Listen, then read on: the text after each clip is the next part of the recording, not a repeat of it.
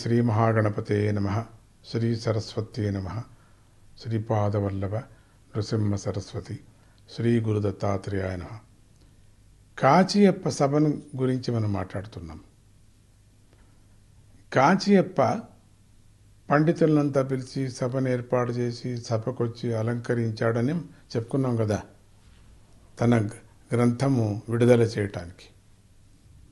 అప్పుడు పండితులను ఉద్దేశించి, పండితులారా,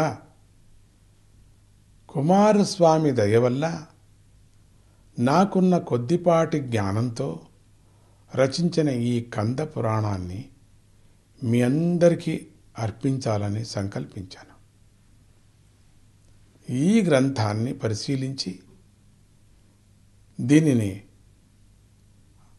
ఆవిష్కరించటానికి మీ అనుమతి కోరుతున్నాను అని అన్నాడు.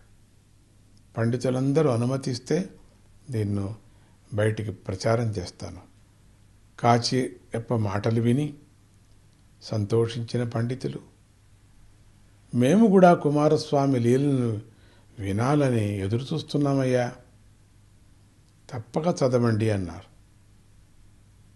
కాచియప్ప కుమారస్వామిని మనస్సులో ధ్యానించి తాను వ్రాసిన గ్రంథాన్ని పూజ చేసి దాన్ని తెరిచి తిగడ చక్కర్ చేయుముగా మైందులన్ అని ప్రారంభించాడు. శివుడు అద్భుతమైనటువంటి తన 10 చేతులతోనూ 5 తలలతోనూ ఉన్నాడని దాని అర్థం. కాచియప్ప దాన్ని చదువుతూ ఉన్నాడు.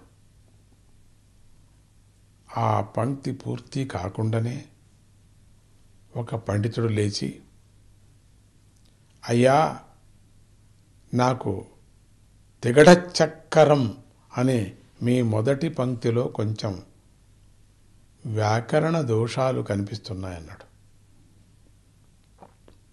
మిగతా పండితులు కూడా గొంతు కలిపి కాచియప్ప చేసిన పదప్రయోగానికి ఆధారం ఎక్కడ ఉందని అడిగారు. అప్పుడు కాచియప్ప, పండితులారా, నేను అసలు వ్యాకరణాన్నే చూడలేదు. ఎందుకంటే ఈ పంక్తులు నేను రచించినవి కావు.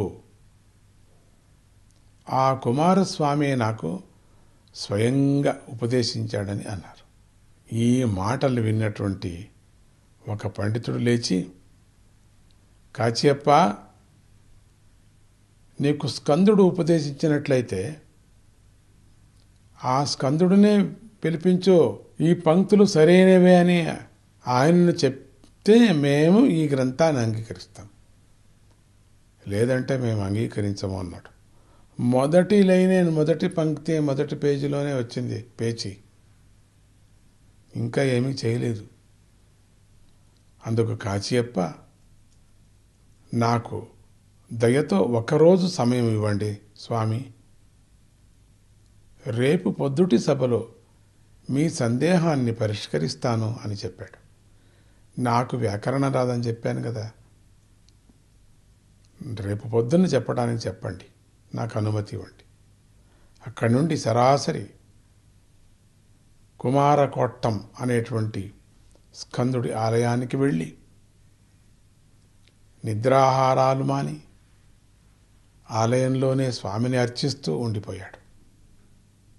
సభలో పండితులకు కలిగినటువంటి సందేహానికి పరిష్కారాన్ని చూపి తనను కాపాడమని, లేకపోతే తనను స్వామి పాదాల్లో చేర్చుకోమని ప్రార్థించాడు. ఇలా ఆలోచిస్తూ దేవాలయంలోనే నిద్రపోయాడు.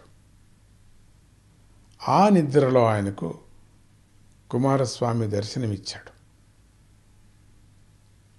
వీరసోగియం అనేటువంటి వ్యాకరణ గ్రంథంలో 18వ పంక్తిలో పండితుల ప్రశ్నకు సమాధానం దొరుకుతుందని చెప్పాడు.